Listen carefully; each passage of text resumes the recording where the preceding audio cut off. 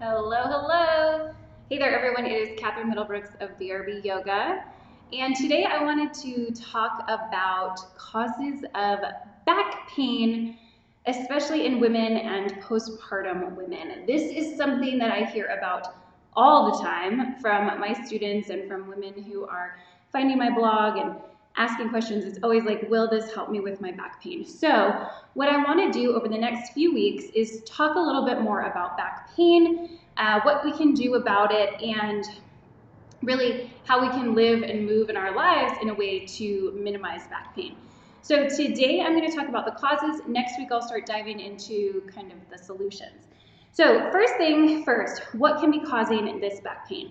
There are quite a few things. Some of them you're probably familiar with, some of them you are not. So let's go through them. I have 5. The first one is a weak core. So very often women who have an abdominal separation or just are having trouble strengthening their core after having a baby will struggle with back pain because your back is supported by your core. If your core is not working, your back will have to work overtime in a way it's not really great at doing.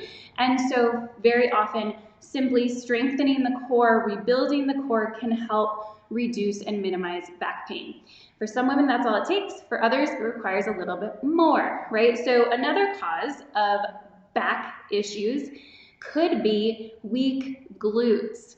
So if you think about what connects to the back, right? The back is surrounded by the glutes, the core, and also stuff up above the diaphragm. Very often in women who are pregnant, their glutes get very weak, and as a result of it, the way they stand will change. So very often women will start shifting their body forward, their hips forward, and kind of hang out in their hips without using their butt muscles. Or they'll do the opposite and they'll like constantly squeeze their butt muscles all day long, which also actually makes them weak. When the glutes are not working well, it's very hard for the body to stand well. And so very often we can be, as I said, hanging forward in our hips, which puts pressure on our low back. It also means that when you are walking and moving throughout your day, you're not using your glute muscles because they're not strong enough. And often you will end up compensating by overusing your back muscles. So glutes absolutely play into how your back feels. So that's 2. Number 3, poor alignment. You know, it's all related, and all of these factors are related. Often when you have a weak core and you have weak glutes, you don't stand well. And I talk about alignment all the time. How we stack our hips over our heels, where our pelvis is aligned in space, where our ribs are aligned in space. All of that, if you think about it, right, ribs, pelvis, it's all attached to the spine. So if you are chronically throwing your ribs forward throughout the day, well, that's gonna strain your back. If your pelvis is always tucked under or overly untucked, well, that's gonna hurt your back too. So putting your body in proper alignment is very important to also ensure that the back is able to relax and doesn't have to work as hard and it's not straining in awkward positions. Number 4, this is a huge one, and honestly I think that this one may be one of the biggest, and that is improper movement and lifting techniques.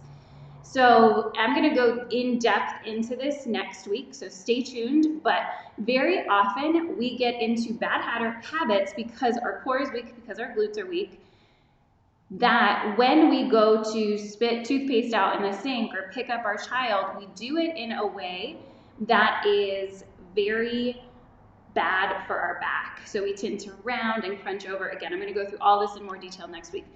And rather than doing this rounded position, what we really need to be doing is working on hinging at our hips, keeping our low back in integrity, working the muscles of the low back, working the muscles of the core and the glutes. It's all done by hip hinging. So improper movement techniques are a really big one. So pay attention to kind of how you bend in your day. Most of us do it pretty terribly. Okay, and then I had one more, and I just want to make sure I don't forget it. Oh yeah, last one. This is also a big one. is instability in the pelvis, right? So if you think about your pelvis down here, your spine literally goes into your pelvis. They connect. Now, for many people, they will say, oh, I have pain like right here, right on my low back on one side. Now, often that is not necessarily the muscles of the back, it is actually your sacroiliac joint, the point at which the spine comes into the pelvis. There's two sides of it, and for some people that gets wonky. I'm gonna have another series where I go in more depth on SI joint instability in a few weeks, but do know that if you have instability in your pelvis, that absolutely can affect the way that your back feels. And very often the solution to instability in the pelvis is, you guessed it, strengthening the core, strengthening the glutes, changing your alignment, and changing your movement patterns. Funny how that all ties together, right? So those are really 5 of the main culprits of back issues.